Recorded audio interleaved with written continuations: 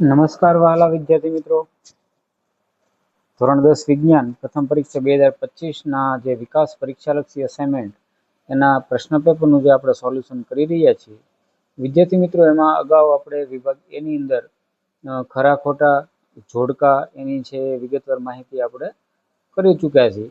આ વિડીયોની અંદર વિભાગ એની અંદર આવતા ખાલી જગ્યા પૂરો અને 1-2 વાક્યના જે જવાબો છે એ પરીક્ષાની દ્રષ્ટિએ પૂછાઈ શકે તેવા પ્રશ્નોનું સોલ્યુશન આપણે કરવાના છીએ.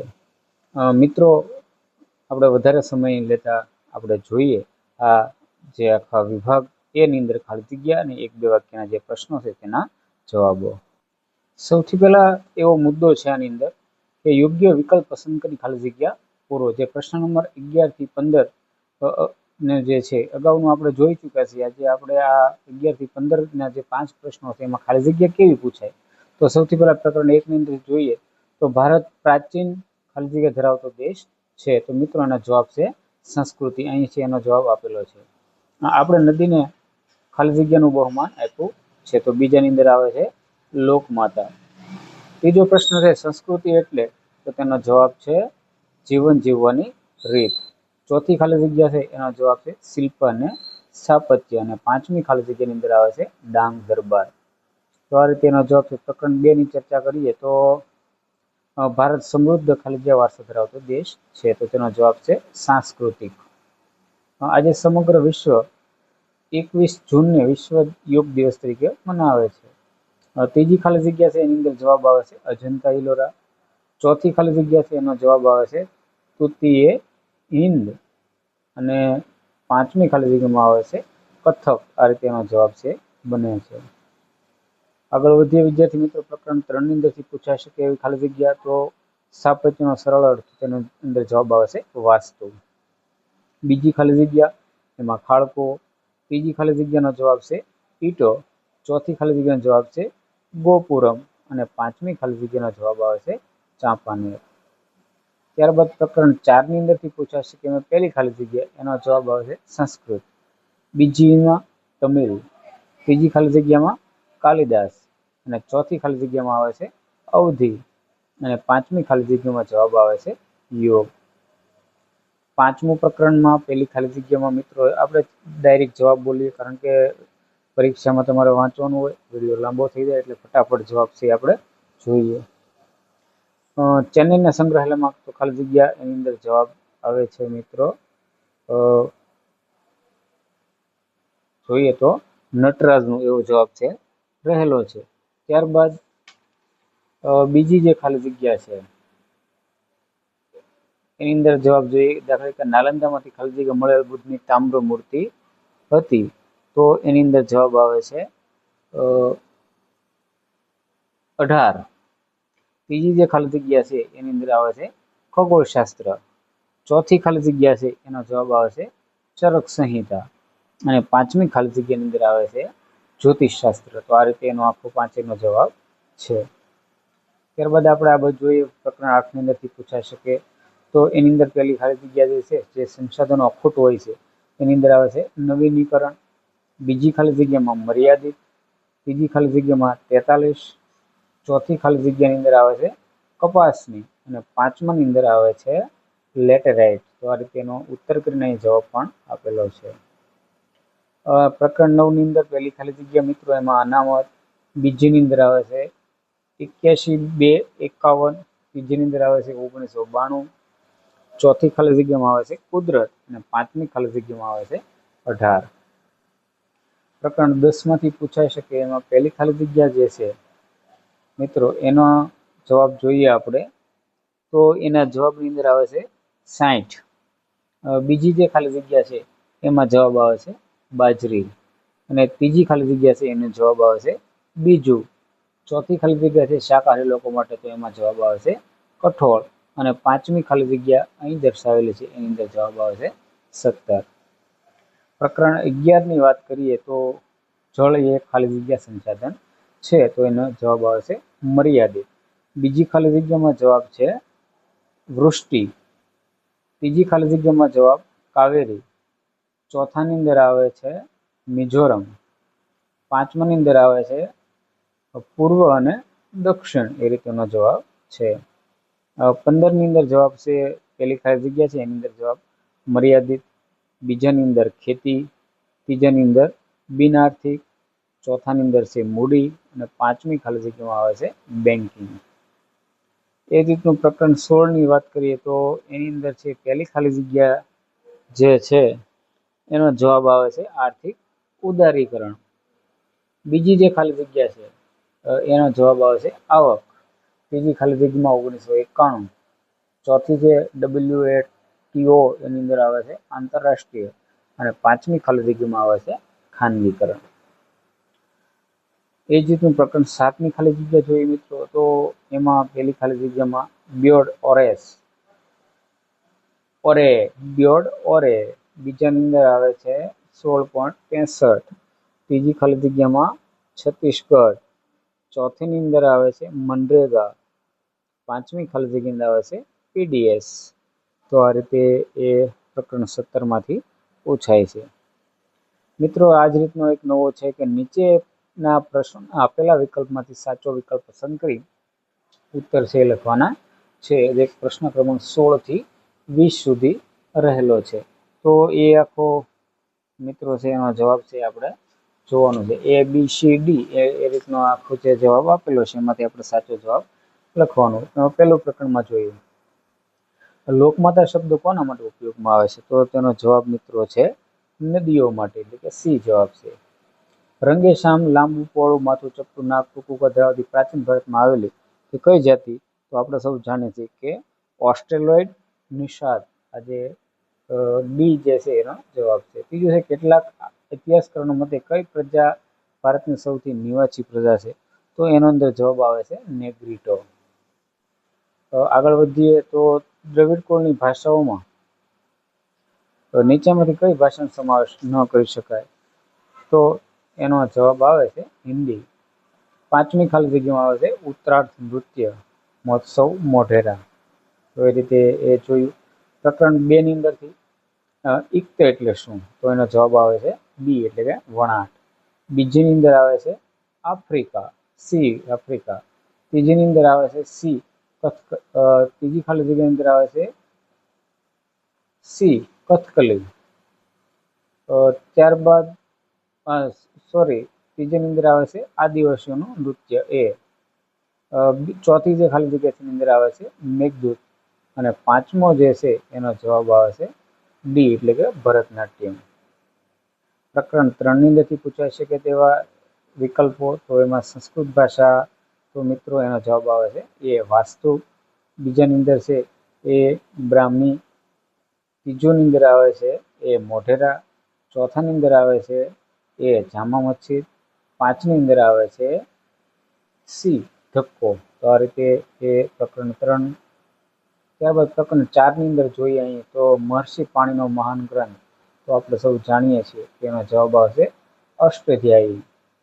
દ્રવિડકુળની સૌથી જૂની ભાષા કઈ છે? તો એ તમિલ. ત્રીજા ક્રમની અંદર આવે છે ઋગ્વેદ. ચોથાની અંદર આવે છે પાલી.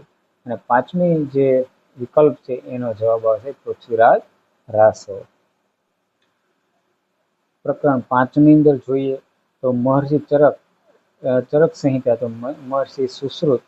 તો એનો જવાબ આવે છે જે છે એ એનો જવાબની અંદર જોઈએ તો સુશ્રુત સંહિતા. ત્યારબાદ બીજી જે છે બ્રાહ્મણ્ય પાંચાલે રચેલો ગ્રંથ, તો એની અંદર આવે છે પ્રજનન શાસ્ત્ર. ત્રીજું જે છે એની અંદર જવાબ આવે છે બ્રહ્મગુપ્ત. ચોથાની અંદર આવે છે રસાયણશાસ્ત્ર અને પ્રયોગાત્મક વિજ્ઞાન નથી, એવો જે સી છે એનો જવાબ છે. અને પાંચમું જે છે મંદિર મહેલ વાળો એ પ્રશ્ન, એની અંદર મિત્રો જવાબ આવે છે વાસ્તુશાસ્ત્ર. તો ત્યારબાદ આગળ વધીએ તો 8મા પ્રકરણની જોઈએ અહીં તો દુનિયામાં એક બે સ્થળે મળતું સંશોધન, એટલે એનો જવાબ આવે છે એકલ સંસાધન. બીજાની અંદર છે જમીનનું નિર્માણ મૂળ, તો એનો જવાબ આવે છે ખવાણ અને ઘસારા ધોવાણથી. ત્રીજાની અંદર આવે છે આર્ટ. ચોથાની અંદર આવે છે બી લેટેરાઇટ જમીન. અને પાંચમાની અંદર આવે છે બી પર્વતીય વિસ્તાર. એ જ રીતનું પ્રકરણ 9માંથી પૂછાઈ શકે તેવું પહેલું જે છે એની અંદર આવે છે સામુદાયિક જંગલ. બીજાની અંદર હશે 15 લાખ, ત્રીજાની અંદર આવે છે વાઘ. તો આ રીતે એનો જવાબ બને. ત્યારબાદ પ્રકરણ 10 ની અંદર જોઈએ તો નીચેનામાંથી કયો કઠોળ શિયાળુ પાક છે? તો મિત્રોની અંદર આવે છે ચણા. બીજાની અંદર આવે છે જવાબ છે ગુજરાત. ત્રીજા વિકલ્પનો જવાબ છે ઈસબગુલ. ચોથાનો જવાબ આવે છે ઝૂમ ખેતીમાં. અને પાંચમું જે કપાસ શેરડી શણ એ રોકડિયા પાકો છે. પ્રકરણ 11 ની વાત કરીએ તો એમાં પૃષ્ઠ જળનો મુખ્ય સ્ત્રોત. મિત્રો એનો જવાબ છે આપણે જોઈએ તો એ પૃષ્ઠ જળનો સ્ત્રોત છે એનો જવાબની અંદર આવે છે નદીઓ, એટલે કે સી.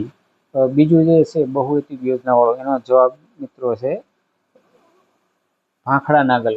તો જે તમે જોવો છો ચંબલ ખીણ, નર્મદા ખીણ, નાગાર્જુન સાગર અને ભાખડા નાગલ જેથી શરૂ થાય છે, એટલે કે ડી જવાબ છે રહેશે. ત્રીજું જે છે બહુતિક યોજનાઓ તેના લાભાંશ રાજ્યની સાથે જોડો. તો અહીં જોડકા આપેલા છે, તો તમે એમાં જોઈ શકો કે ચોથાની અંદર જે છે આખો વિકલ્પ, તો એનો જવાબ છે એની સામે બી, એટલે કે ભાખડા નાગલ પંજાબ.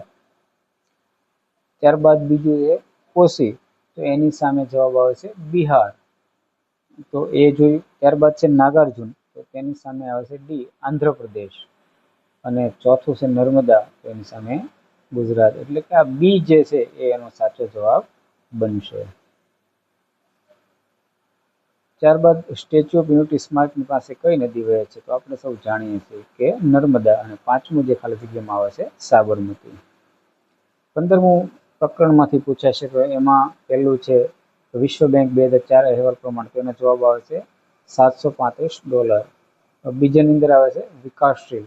ત્રીજાની અંદર આવે છે પ્રાથમિક. અને ચોથોનો જવાબ છે બજાર પદ્ધતિ. અને પાંચમો જવાબ છે ધાતુઓનું ખોદકામ.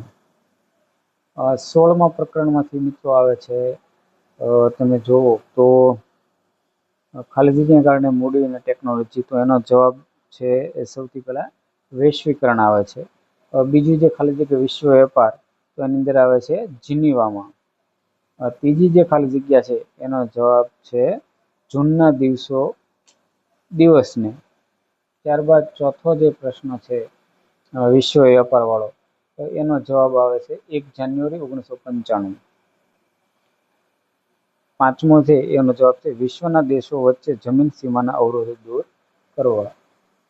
ત્યારબાદ પ્રકરણ 17 ની અંદર છે પહેલો વિકલ્પ જે છે ભારતના ઈસવીસન 2011-12માં ગરીબીનું પ્રમાણ કેટલું કરોડમાં? તો મિત્રો એનો જવાબ છે 26.93. તમે અહીં છે એટલે કે બી છે. ત્યારબાદ બીજી જે ખાલી જગ્યા છે એનો જવાબ છે મા અન્નપૂર્ણા યોજના. ત્રીજી ખાલી જગ્યાની અંદર જવાબ આવશે સ્ટાર્ટઅપ ઇન્ડિયા. ચોથાની અંદર છે રોજગાર વિનિમય કેન્દ્ર.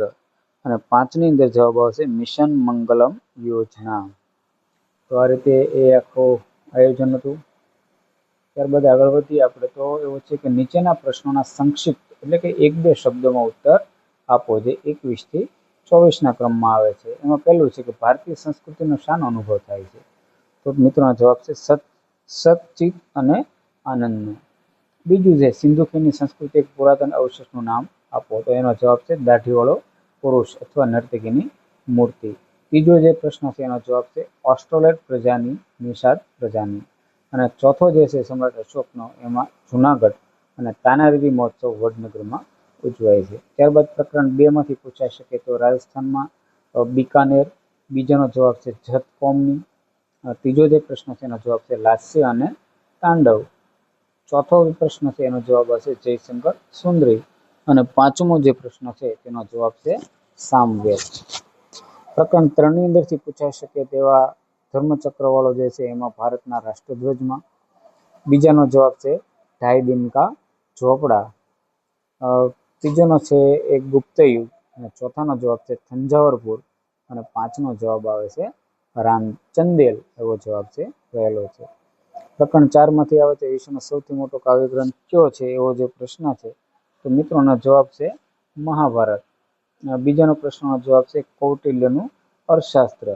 ત્રીજો જે પ્રશ્ન છે અમીર ખુસરો વાળો, એનો છે હજરત નિઝામુદ્દીન ઓલિયા.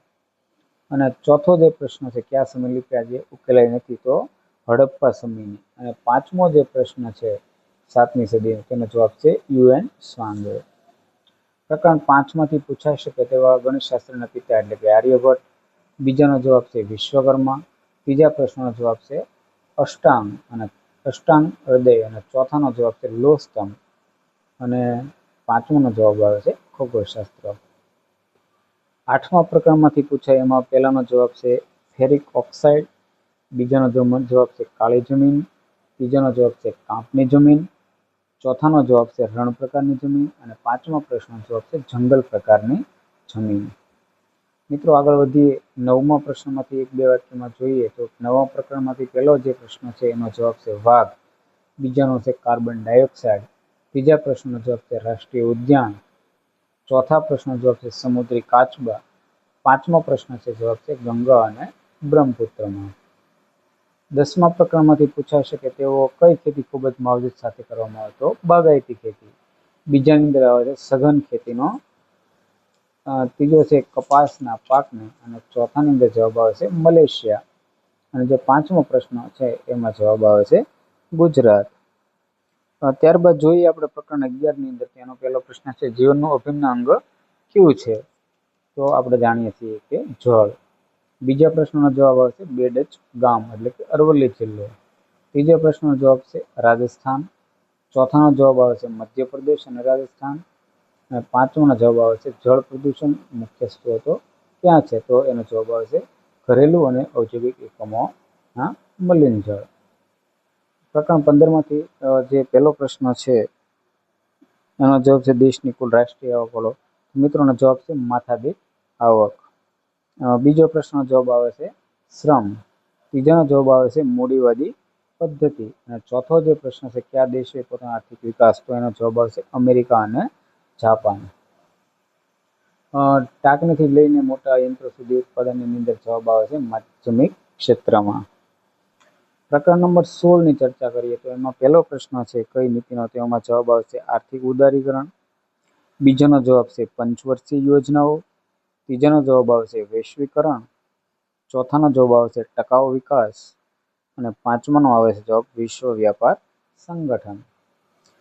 પ્રકરણ 17ની વાત કરીએ મિત્રો તો એની અંદર પહેલો જવાબ છે ગરીબીનો કયા ખ્યાલ, તો એમાં જવાબ આવશે સાપેક્ષ ગરીબીનો. બીજામાં આવે છે ગોવા.